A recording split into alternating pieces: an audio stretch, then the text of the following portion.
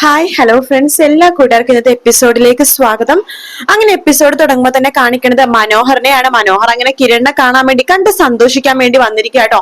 അങ്ങനെ മനോഹരത്ത് പറയുന്നുണ്ട്, കല്യാണി നിനക്ക് കുറെ ഭാര്യമാരും അതിൽ കുറെ പിള്ളേരുണ്ടല്ലോടാ, എന്നിട്ട് അവരുടെ വിഷമം കാണാൻ പറ്റാത്ത നീയാണോ എന്റെ കിരണേട്ടനെ കണ്ടപ്പോ വിഷമം വന്നു എന്ന് പറഞ്ഞത്?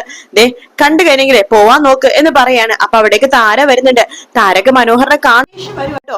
ഇങ്ങോട്ട് വന്നത് ഇത് താര ഇങ്ങനെ ആക്ഷൻ വഴി കല്യാണത്തിൽ ചോദിക്കുമ്പോ കല്യാണി പറയണ്ടേ, കിരണിട്ടനെ കാണാൻ വേണ്ടി വന്നതാ താര ആന്റി, പിന്നെ കണ്ടിട്ട് പോട്ടത് ഞാനും വിചാരിച്ചു എന്ന് പറയുമ്പോഴേക്കും താര പെട്ടെന്ന് മനോഹറിന്റെ കഴുത്തിനെ കയറി പിടിക്കാട്ടോ. ആ സമയത്ത് കല്യാണി പറഞ്ഞിട്ട്, വേണ്ട താരാന്റി, ഒന്നും ചെയ്യണ്ട, പൊയ്ക്കോട്ടെ. ദേ ഇവനെന്ത് സംഭവിച്ചാലേ കൂടെ താരാന്റിയുടെ മകൾക്കും അതുപോലെ തന്നെ കുഞ്ഞിനും കൂടി എന്തെങ്കിലുമൊക്കെ സംഭവിക്കും. അതുകൊണ്ട് ഇവനൊന്നും ചെയ്യാതിരിക്കണേ നല്ലത് എന്ന് താരാന്റി വീട് എന്ന് പറയാണ്. അതിനുശേഷം കല്യാണി പറയേണ്ടതേ, നീ കാണേണ്ട കാഴ്ച കണ്ടല്ലോ, ഇനി സന്തോഷമായാലും നിനക്ക് പോവാൻ നോക്ക് എന്ന് മനോഹർ പറയാണ്. മനോഹർ അങ്ങനെ അവിടെ നിന്ന് പോകുവാട്ടോ. പോണ സമയത്ത് മനോഹർ മനസ്സിൽ വിചാരിക്കുകയാണ്, ഹാവോ അങ്ങനെ കേടെന്ന് പറഞ്ഞ വൻമരം വീണു, ഇനി ഇവന്റെ ഭാര്യയും കൂടി വീണ് കല്യാണി, അങ്ങനെയാണെങ്കിൽ എനിക്ക് ഈ നാട്ടിൽ തന്നെ കുറെ വിളവെടുക്കാം എന്ന് പറഞ്ഞിട്ട് മനോഹർ അവിടുന്ന് ചിരിച്ചുകൊണ്ട് പതുക്കെ പോകുവാട്ടോ. അതിനുശേഷം മനോഹർ പോയി കഴിയുമ്പോഴേക്കും നമ്മുടെ കിരൺ ഇങ്ങനെ കയ്യിലെ പ്ലാസ്റ്റർ കഴിച്ചിട്ട് പറയുന്നുണ്ട്, ഹോ അവൻ വന്നതേ സന്തോഷിക്കാനായിട്ട്, അതേ കിരണേട്ട, അതുകൊണ്ട് തന്നെ ഇങ്ങനെ അവനെ ഇങ്ങോട്ട് പറഞ്ഞു വിട്ടത്. അവനിപ്പോ ഈ സന്തോഷ വാർത്ത അവിടെ പോയി പറയും, അവിടെ കൂടെ ഇരുന്നിട്ട് ഭയങ്കരമായിട്ട് സന്തോഷിക്കും. സന്തോഷിക്കട്ടെ കിരണേട്ട, സന്തോഷിക്കണം, അവരൊക്കെ സന്തോഷിക്കട്ടെ. അതിനുശേഷം നല്ലൊരു കരയുന്ന ഒരു സമയം വരുമല്ലോ, അതിനു വേണ്ടി നമുക്ക് കാത്തിരിക്കാം എന്ന് പറയാണ്. അതന്നെയാ നല്ലത് കല്യാണി എന്ന് പറയുന്നുണ്ട്. ശേഷം താരയെടുത്ത് കല്യാണി പറയുന്നുണ്ട്, താരാന്റി അവനിപ്പോ ഒന്നും ചെയ്യാൻ നിൽക്കണ്ട, അവനൊന്നും ചെയ്താലേ അതിന്റെ അപകടം നമുക്ക് തന്നെയായിരിക്കും വരുന്നത്. അതുകൊണ്ട് ഇപ്പൊ അവനോടത് ഒന്നും ചെയ്യാതിരിക്കണേ നല്ലത്. അവനുള്ള പണി ഞാനും അതുപോലെ തന്നെ അവന്റെ ഭാര്യമാരും കൂടി കൊടുക്കുന്നുണ്ടല്ലോ, അതന്നെ വലിയ കാര്യം അല്ല. ഇന്നല്ലേ നീ പറഞ്ഞത് അവന് താലിമാല മേടിക്കാൻ, അവന്റെ പുതിയ ഭാര്യക്ക് ഇടാൻ വേണ്ടി താലിമാല മേടിക്കാൻ വേണ്ടി പോകുന്നു. അവന് എന്തായാലും ഒരുപാട് പണം സരയുവിന്റെ കയ്യിൽ നിന്ന് വാങ്ങിക്കുന്നുണ്ട്. വാങ്ങിക്കട്ടെ, സരയുവിന്റെ പണം എന്ന് പറഞ്ഞത് എന്റെ അമ്മേനെ പറ്റിച്ചുണ്ടാക്കിയ പണമാണ്, അതുകൊണ്ട് അത് പോണതിൽ ഒരു കുഴപ്പമില്ല എന്ന് കിരൺ പറയാണ്. കല്യാണി പറയണ്ട്, അതെ ഇന്നാണ് താലിമാല മേടിക്കാൻ വേണ്ടി വരുണ്ണയും കൊണ്ട് അവൻ പോണത്. ഞാൻ പറഞ്ഞിട്ടുണ്ട് നല്ല കട്ടിയുള്ള താലിമാല തന്നെ എടുക്കണമെന്ന്. എടുക്കട്ടെ, അവന്റെ പണം അവളുടെ പണം അങ്ങനെ പോകട്ടെ കല്യാണി എന്ന് പറഞ്ഞ അവർ സന്തോഷിക്കുകയാണ്. പിന്നീട് കാണിക്കുന്ന ഷാരിനെയാണ്. ഷാരി ഇങ്ങനെ കിരൺ കിടന്ന കാര്യങ്ങളൊക്കെ ഇങ്ങനെ ആലോചിക്കുക കേട്ടോ.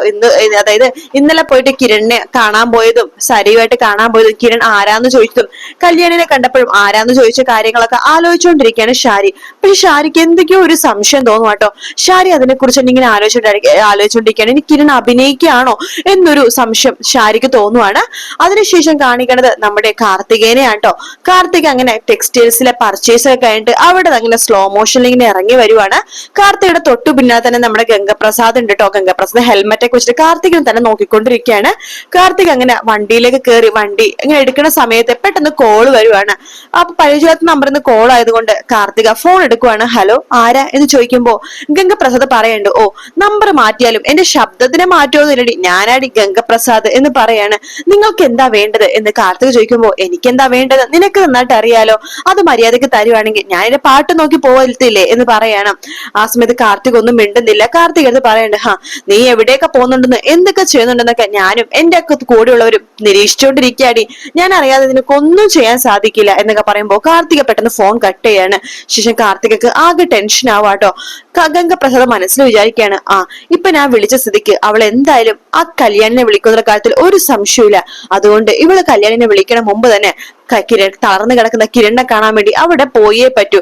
പിന്നീട് ഇവര് സംസാരിക്കുന്നത് എന്താന്നൊക്കെ നേരിട്ട് അറിയാലോ എന്ന് പറഞ്ഞിട്ട് ഗംഗപ്രസാദ് വേഗം തന്നെ വണ്ടി സ്റ്റാർട്ട് ചെയ്തിട്ട് കുറെ ആപ്പിളും ഫ്രൂട്ട്സ് ഒക്കെ വാങ്ങിച്ചതിന് ശേഷം കിരണിന്റെയും കല്യാണിന്റെയും വീട്ടിലേക്ക് പോകുവാട്ടോ. ആ സമയത്ത് കല്യാണി കിരണോട് പറയുന്നുണ്ട്, ഒരു കണക്കിന് കിരട്ട് ഇങ്ങനെ കിടക്കണത് തന്നെയാ നല്ലത്, അതുകൊണ്ട് പുറത്തിറങ്ങുമ്പോഴേക്കും ശത്രുക്കളുടെ പേടി വേണ്ടല്ലോ എന്ന് പറയുമ്പോ കിരൺ പറയണ്ട്, അത് കൊള്ളാം, എന്നിവിടെ കിടത്തിയതിനു ശേഷം നീ പോകുവാണോ, എന്താ നിനക്ക് ഈ ശത്രുക്കളൊക്കെ ബാധകമല്ലേ? കിരണിട്ട അതല്ല ഞാൻ ഉദ്ദേശിച്ചത്, കിരണിട്ടനാണ് ഏറ്റവും കൂടുതൽ സൂക്ഷിക്കേണ്ടത്, അതുകൊണ്ട് കിരണിട്ടൻ ഇവിടെ കിടക്കണത് തന്നെയാ നല്ലത് എന്ന് കല്യാണി പറയാണ്.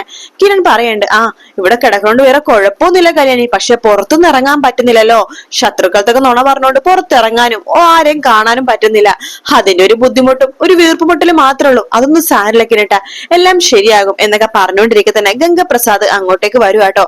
ബെല്ലടിക്കുമ്പോ നമ്മുടെ താരയാണ് വാതിൽ തുറക്കണതും താര ഗംഗപ്രസാദിനെ നോക്കുകയാണ്. ഗംഗപ്രസാദ് ഒരു സംശയത്തോടു കൂടി തന്നെ താരനെ നോക്കുവാട്ടോ. അവരങ്ങനെ പരസ്പരം മുഖത്തോട് മുഖം നോക്കി ഇങ്ങനെ നിൽക്കുവാണ്. ആ സമയത്ത് കല്യാണി അങ്ങോട്ടേക്ക് വരുന്നുണ്ട്. ആരാ താരാന്റി വന്നത് എന്ന് പറഞ്ഞിട്ട് അടുത്തേക്ക് വരുവാട്ടോ. ഇതാ ജെറിയേട്ടനോ? വാ, അകത്തേക്ക് വാ. ആ, താരാന്റിക്ക് ജെറിയേട്ടനെ മനസ്സിലായില്ലല്ലേ? ഇതാണ് ജെറിയേട്ടൻ. ഞാൻ പറഞ്ഞില്ലേ, ജെറി ജോൺ കിരണേട്ടനെ സഹായിച്ച ആ ഒരു ആള്. ആ, അപ്പൊ നമ്മുടെ താര നമസ്കാരം എന്ന് പറഞ്ഞിട്ട് കൈ കാണിക്കുവാണ്. നമ്മുടെ ജെറി തിരിച്ച് കൈയൊക്കെ കാണിക്കുന്നുണ്ട് കേട്ടോ. ആ സമയത്ത് കല്യാണി പറയുന്നുണ്ട്, അതെ ജെറിയേട്ട, താരാന്റിക്ക് സംസാരിക്കാൻ പറ്റില്ല. താരാന്റി ആരാണെന്ന് മനസ്സിലായോ?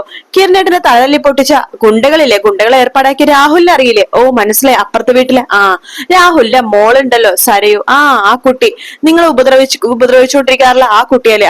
ആ കുട്ടിന്റെ യഥാർത്ഥ അമ്മയാണ് ഈ താരാന്റി. ഇപ്പൊ എനിക്ക് ആളെ മനസ്സിലായി.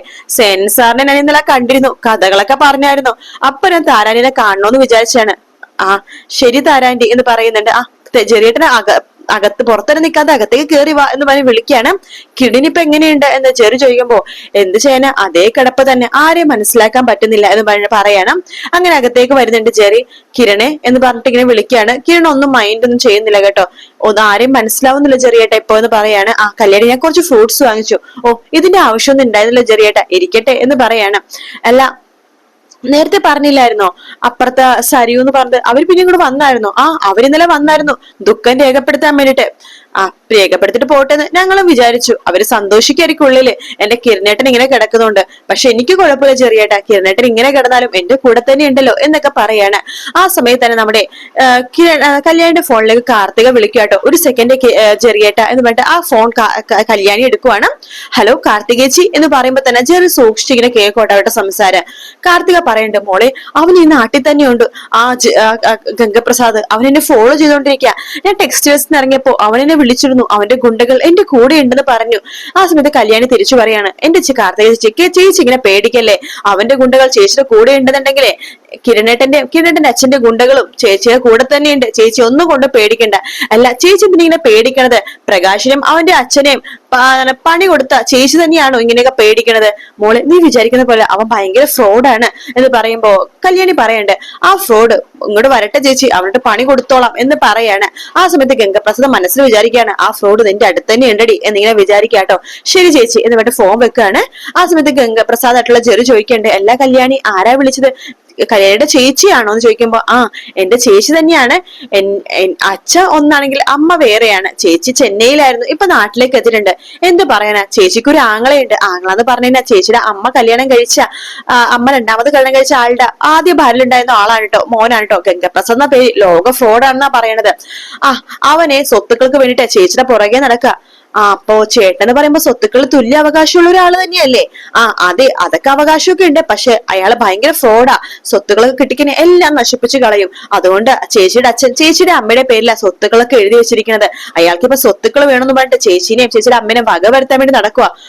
കല്യാണി എന്ത് പറയാനാ, ഇങ്ങനത്തെ കുറെ ആൾക്കാരും ഈ നാട്ടിലുണ്ടെന്നേ എന്ന് ജെറി പറയാണ്. അതെ, അത് ചെറിയേട്ടൻ പറഞ്ഞ ശരിയാ, എന്നാ ഞാൻ ഇറങ്ങട്ടെ കല്യാണി എന്ന് പറയുന്നുണ്ട്. ശരി ചെറിയേട്ട എന്ന് പറയാണ്. അങ്ങനെ ഗംഗപ്രസാദ് അവിടെ നിന്ന് ഇറങ്ങുവാട്ടോ. ആ സമയത്ത് കല്യാണി അടുത്ത് അയാൾ പോയി കഴിഞ്ഞത് മനസ്സിലാവുമ്പോ കിരൺ പറയണ്ട്, എല്ലാ കല്യാണി തനിക്കിന്ന് വരുൺ നമ്മുടെ വന്ദനയുടെ ബർത്ത്ഡേ എന്ന് പറഞ്ഞിരിക്കുന്ന ദിവസമല്ലേ, അവിടെ മനോഹറൊക്കെ വരും, ഇന്ന് ഭയങ്കര ആഘോഷമല്ലേ, താൻ എന്തായാലും പോയേക്ക് എന്ന് പറഞ്ഞു. കിരണേട്ട അത് പോയേക്കടോ, ഒരു കുഴപ്പമില്ല, അവനിട്ട് നല്ലൊരു പണി കൊടുക്ക് ആ മനോഹറിന്. ശരി കിരണേട്ട എന്ന് ഞാൻ പോയിട്ട് വരാം എന്ന് പറഞ്ഞിട്ട് കല്യാണി അപ്പുറത്തേക്ക് പോവാട്ടോ. കല്യാണി പോയി കഴിയുമ്പോ കിരൺ ഇങ്ങനെ ആലോചിക്കുകയാണ് ആ ജെറിനെ കുറിച്ച്. ജെറി പറഞ്ഞില്ലേക്ക് എന്തൊരു സംശയമുള്ള പോലെ കിരൺ ഇങ്ങനെ തോന്നുന്ന ഭാഗത്തോട് കൂടിയിട്ടാട്ടോ ഇന്നത്തെ എപ്പിസോഡ് തീരുന്നത്. വീഡിയോ ഇഷ്ടപ്പെടുകയാണെങ്കിൽ ലൈക്ക് ചെയ്യാനും സബ്സ്ക്രൈബ് ചെയ്യാനും കമന്റ് ചെയ്യാനും മറക്കല്ലേ. മറ്റൊരു വീഡിയോ ആയിട്ട് വീണ്ടും കാണാം. Take care, bye bye.